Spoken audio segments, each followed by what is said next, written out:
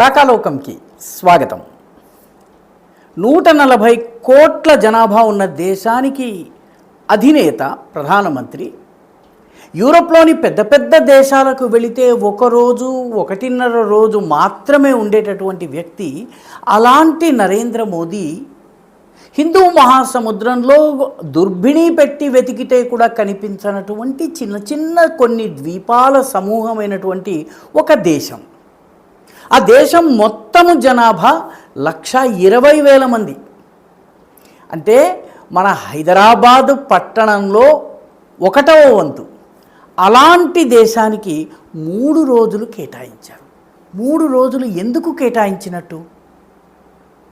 మిగతా పెద్ద పెద్ద దేశాలకి ఒక్కరోజు కూడా కేటాయించినటువంటి ప్రధానమంత్రి ఎక్కడో హిందూ మహాసముద్రంలో విసిరేసినట్టుగా ఉన్నటువంటి ద్వీప సమూహానికి 1 కాదు 2 కాదు 3 రోజులు కేటాయించడం.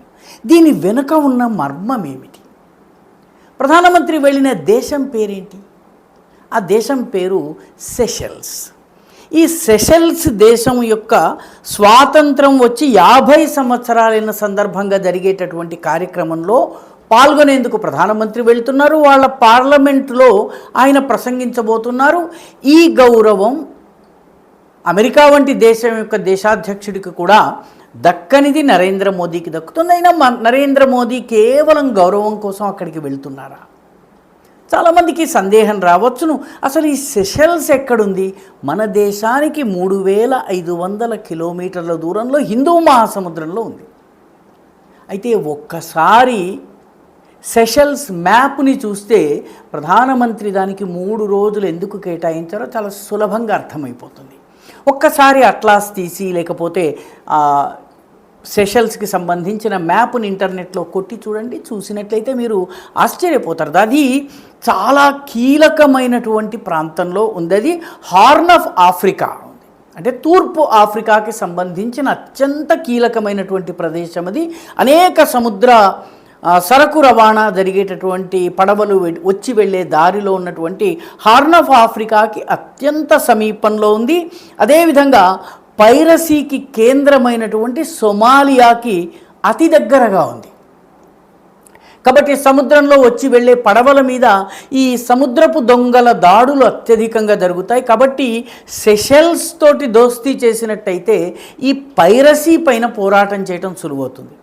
మూడవది, ఇది గల్ఫ్ ఆఫ్ ఒమాన్కి చాలా దగ్గర. Gulf of Oman, Bab el Mandeb, strait of Hormuz లాగా, హార్ముజ్ జలసంధిలాగా అత్యంత ఇరుకైన ప్రదేశాలు. ఈ ప్రదేశాల గుండా చాలా సరకు రవాణా జరుగుతుంది. చమురు సరఫరా కూడా జరిగేటటువంటిది దీని గుండా. కాబట్టి దానికి చాలా దగ్గరగా దాని ముఖద్వారంలో ఉన్నటువంటి దేశము సెషెల్స్. ఈ సెషెల్స్కి ఇంకొక ప్రత్యేకత ఉంది. ఇటువైపు దానికి తూర్పు వైపున మాల్దీవ్స్ ఉన్నాయి. మాల్దీవ్స్ భారతదేశానికి చాలా కీలకము. అదేవిధంగా చైనా కూడా మాల్దీవ్స్ మీద కన్ను వేస్తుంది.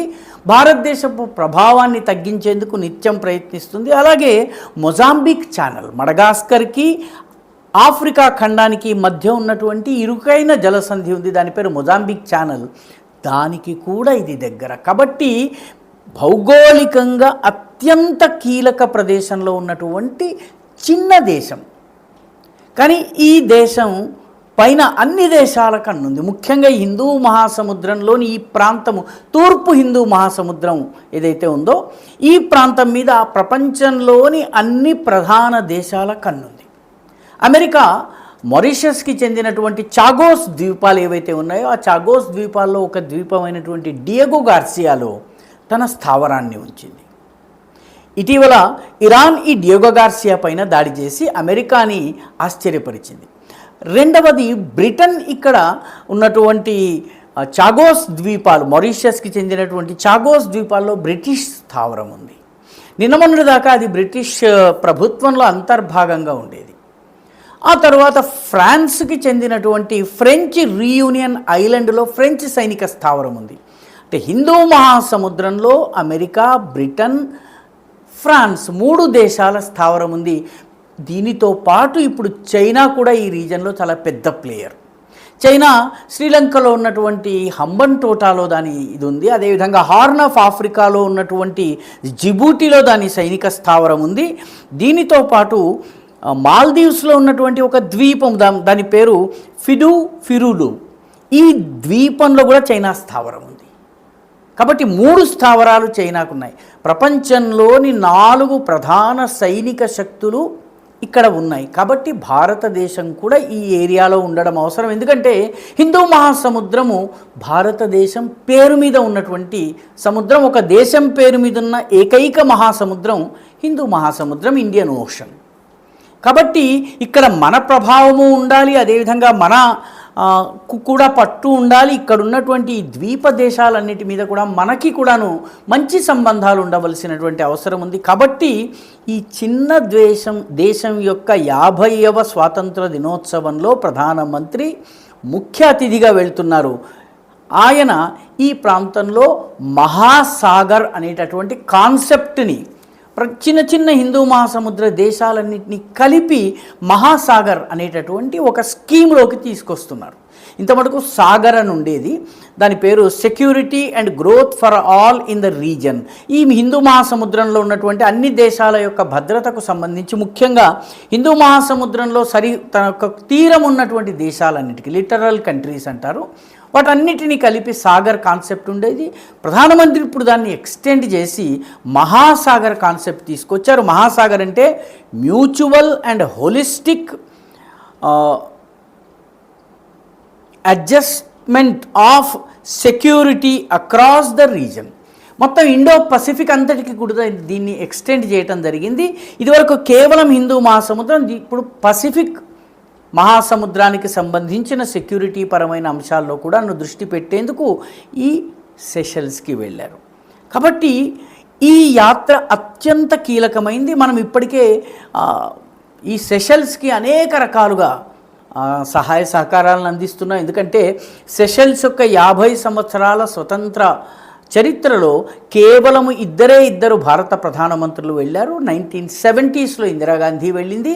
ఆ తరువాత 2015లో నరేంద్ర మోదీ ప్రధానమంత్రి అయిన 1 సంవత్సరానికి ఇక్కడికి వచ్చారు. ఆ తర్వాత మళ్ళీ 11 సంవత్సరాలకి 2026లో ఇక్కడికి ఆయన మళ్ళీ సెషల్స్ ద్వీపానికి వెళ్ళారు. సెషల్స్ ఈ ప్రాంతం చాలా కీలకమైంది. ఎందుకంటే ఈ ప్రాంతంలో సీ పైరసీ, సముద్రపు దొంగలతో పాటు ఇతర ప్రమాదాలు కూడా ఉన్నాయి. అల్ షబాబ్ అని అల్ఖాయిదా తోటి ముడిపడ్డటువంటి ఒక ఉగ్రవాద సంస్థ ఇక్కడ ఉంది. ఐసిస్కి సంబంధించినటువంటి స్థావరాలు ఈ ప్రాంతంలోని ఆఫ్రికన్ దేశాల్లో ఉన్నాయి. అదేవిధంగా గల్ఫ్ ఆఫ్ ఆడెన్ దగ్గర ముఖ్యంగా హూథీ రెబెల్స్, ఇరాన్కి సంబంధించిన హూథీ రెబెల్స్ ఉంటారు. కాబట్టి వీళ్ళందరూ ఉన్న కారణంగా ఈ ప్రాంతంలో చాలా మిలిటరీలీ చాలా ముఖ్యమైనటువంటి ప్రాంతము. దీనికి సెషల్స్కి చాలా పెద్ద ఎక్స్క్లూజివ్ ఎకనామిక్ జోన్ ఉంది. అంటే సముద్రంలో చాలా ప్రాంతం దానికి చెందింది, అందులో ఉన్నటువంటి వనరులను అది ఉపయోగించుకోవాలి. కానీ అది ఏమీ చేయలేని స్థితిలో ఉంది. ఎందుకంటే 1,20,000 జనాభా. నిజానికి బ్రిటిష్ యుగంలో 1770 సమయంలో ఈ ప్రాంతం అంతా కూడాను భారతదేశంలో ఉన్నటువంటి ముంబై నుంచే దీని పరిపాలన సాగేది. తమిళనాడుకి చెందినటువంటి చాలామంది ఇక్కడికి వెళ్ళి సెటిల్ అయ్యారు. మొత్తం 1,20,000 మందిలో దాదాపు 6,000 మంది సెషల్స్ పౌరులు తమిళ మూలానికి చెందినటువంటి వాళ్ళు, మరొక 9,000 మంది వివిధ ఉద్యోగాలు చేయడానికి భారతదేశం నుంచి వెళ్ళారు. అంటే 1,20,000లో దాదాపు 15,000 మంది ఇండియన్స్ ఉన్నారు. కాబట్టి ఈ జనాభాతో కూడా సంబంధాలు ఉండడం అవసరం. కాబట్టి ప్రధానమంత్రి అక్కడికి వెళ్ళారు. వాళ్ళ ఎక్స్క్లూజివ్ ఎకనామిక్ జోన్ని కాపాడుకోవడానికి కావాల్సిన ఇంటర్సెప్టర్స్ కానీ, డోర్నియర్ హెలికాప్టర్స్ కానివ్వండి, వాళ్ళ కోస్టల్ సర్వేలెన్స్ కోసం రడార్ ఏర్పాటు చేయటం కానీ, అదేవిధంగా వాళ్ళకి తుఫాన్లు కానీ, ప్రకృతి విపత్తులు ఏమైనా వచ్చినట్టయితే సహాయం చేయడానికి డిజాస్టర్ మేనేజ్మెంట్ కానీ, సెషల్స్ తోటి సైనికపరమైనటువంటి విన్యాసాలు లామిటే అనే పేరుతో ఉంటుంది. సెషల్స్కి కావలసినటువంటి ఆర్థిక సహాయము $100 మిలియన్ రూపాయల సహాయం భారతదేశం చేస్తోంది. సెషల్స్లో ఉన్నటువంటి అజంప్షన్ ఐలాండ్లో మన స్థావరాన్ని ఏర్పాటు చేయడానికి ప్రయత్నిస్తున్నాము. మొరీషియస్లో ఉన్నటువంటి అగలెగా ద్వీపంలో మన స్థావరాన్ని ఏర్పాటు చేయడానికి ప్రయత్నిస్తున్నాము. కాబట్టి ఈ మొత్తం రీజన్ మనకి చాలా ముఖ్యము. సెషల్స్ మరీ ముఖ్యము. అందుకనే ప్రధానమంత్రి ఈ చిన్న ద్వీపంలో 1,20,000 జనాభా మాత్రమే ఉన్న దేశానికి 3 రోజులు కేటాయించారు. ఎందుకంటే భారత ప్రయోజనాలు సెషల్స్తో ముడిపడి ఉన్నాయి. అందుకనే పెద్ద పెద్ద దేశాల్లో ఒకరోజు అరరోజు ఒక పూట ఉన్నటువంటి ప్రధానమంత్రి ఈ చిన్న దేశంలో అనేక సహాయ కార్యక్రమాలు, అనేక అభివృద్ధి కార్యక్రమాలను ప్రారంభించడము, దానికి ఆర్థిక సహాయం చేయడంతో పాటు వాళ్ళ సైన్యానికి సైనిక పాఠవాన్ని పెంచి ట్రైనింగ్ ఇచ్చేటటువంటి పని చేయడంతో పాటు హిందూ మహాసముద్రంలో మన ప్రభావాన్ని నిలపడం కోసం ప్రధానమంత్రి వెళ్తున్నారు. 3 ప్రధానమైన లక్ష్యం: ఇండో పసిఫిక్లో మన ప్రయోజనాలు కాపాడటము, రెండవది గ్లోబల్ సౌత్ పేద దేశాల సమాఖ్యకి నాయకుడిగా ఎదగడం కోసము, మూడవది మహాసాగర్ కాన్సెప్ట్ని పెంచడం కోసం. అందుకని ప్రధానమంత్రి ఇంత చిన్న దేశానికి అంత ఎక్కువ సమయం కేటాయించారు. ఈ వీడియో మీకు నచ్చినట్టయితే లైక్ చేయండి, షేర్ చేయండి, ఈ ఛానల్కి సబ్స్క్రైబ్ చేయండి. మీ అభిప్రాయాన్ని కమెంట్ల రూపంలో తప్పనిసరిగా పంపించండి.